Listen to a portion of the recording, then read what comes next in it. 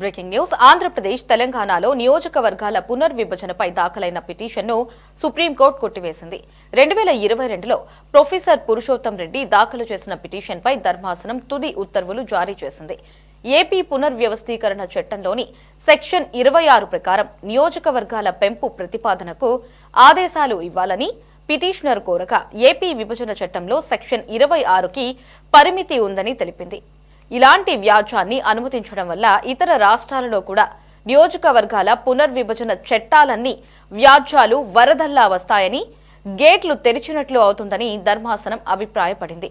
కేంద్రపాలిత ప్రాంతాలతో పోల్చినప్పుడు రాష్ట్రాలలో డీలిమిటేషన్కు సంబంధించిన నిబంధనలు భిన్నంగా ఉంటాయని సర్వోన్నత న్యాయస్థానం వ్యాఖ్యానించింది.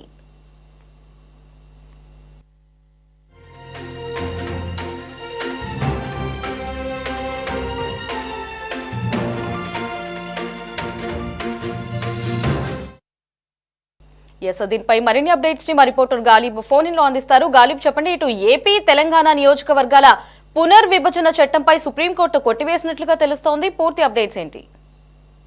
ఇప్పటికే ఆంధ్రప్రదేశ్ రాష్ట్రానికి సంబంధించి విభజన తర్వాత ప్రస్తుతం మన రాష్ట్రం ఇంకా ఇబ్బందులు పాల్గొతున్న పరిస్థితి ఇంకా కనపడుతుంది. ఇంకా విభజన నుంచి సంబంధించి ఏదైతే ఉందో రాష్ట్రానికి రావాల్సిన అన్ని కూడా ఇప్పటికే కోల్పోతున్నాము. దీనికి సంబంధించి ఇంకా తెలంగాణ ఏపీ మధ్య విభేదాలు ఇంకా కొనసాగుతున్నాయి. ఈ నేపథ్యంలోని ఆంధ్రప్రదేశ్ అట్లాగే తెలంగాణలోని నియోజకవర్గ పునర్విభజనపై సుప్రీంకోర్టులోని దాఖలు చేసిన పిటిషన్ కొట్టివేయడం జరిగింది. ఇది ఒక రకంగా తెలుగు రాష్ట్రాలకు ఎదురుదెబ్బగా మారింది.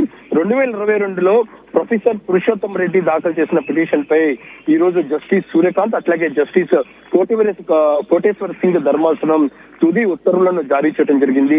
ఏపీ పునర్వ్యవస్థీకరణ చట్టంలోని సెక్షన్ 26 ప్రకారం నియోజకవర్గాల పెంపు ప్రతిపాదనలకు ఆదేశాలను ఇవ్వాలంటూ కూడా పిటిషనర్ తన పిటిషన్ లో కోరారు.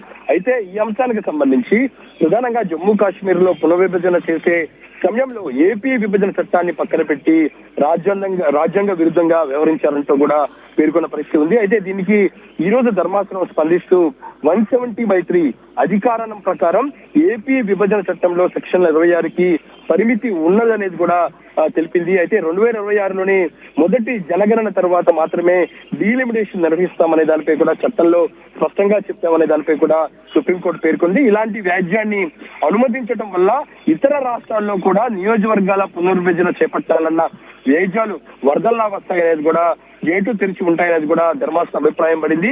ఈ నేపథ్యంలో కేంద్ర పాలిత ప్రాంతాల్లో పోల్చినప్పుడు రాష్ట్రాల్లో డీలిమిటేషన్ కు సంబంధించిన నిబంధనలు భిన్నంగా ఉంటాయనేది కూడా న్యాయస్థానం వ్యాఖ్యానించిన నేపథ్యంలో ప్రధానంగా జమ్మూ కాశ్మీర్ పై ప్రత్యేక దృష్టి సారించామనేది కూడా పిటిషన్ వాదన న్యాయస్థానం తిరస్కరించడం జరిగింది.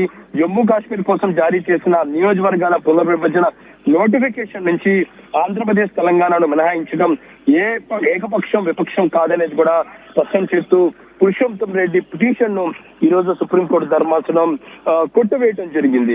ఏదేముందో పునర్విభజన సంబంధించి ప్రధానంగా గత కొన్ని రోజుల నుంచి కూడా ఏపీ నుంచి కూడా డిమాండ్ వ్యక్తం చేసిన పరిస్థితి కనపడుతుంది. పునర్విభజనపై దాఖలైన పిటిషన్ సంబంధించి ఖచ్చితంగా సుప్రీంకోర్టులో అనుకూలమైన పరిణామాలు ఉంటాయని కూడా అనుకున్నారు. అయితే ప్రస్తుతం ఇందుకు సంబంధించిన పిటిషన్ సుప్రీంకోర్టు కొట్టివేసింది. అయితే 2026 మొదటి జనగణన తర్వాత మాత్రమే డిలిమిటేషన్ నిర్వహిస్తామనేది కూడా చట్టంలో ఏదైతే ఉందో విభజన చట్టంలో స్పష్టంగా ఉంది. దానికి అనుగుణంగానే కేంద్రం దానికి సంబంధించి ముందుకు వెళ్తుందంటే ప్రస్తుతం జమ్మూ కాశ్మీర్ తో పోల్చినట్లుగా ప్రస్తుతం ఈ పిటిషన్ దాఖలు చేసిన అంశాలని ప్రస్తుతం తాము పరిధిలోకి తీసుకోమంటూ కూడా సుప్రీంకోర్టు ధర్మాసనం కొద్దిసేపటి క్రితం పునర్విభజన చట్టానికి సంబంధించిన దాఖలు చేసిన పిటిషన్ ను కొట్టివేయడం జరిగింది. రైట్ గాలి, థ్యాంక్స్ ఫర్ ద అప్డేట్స్.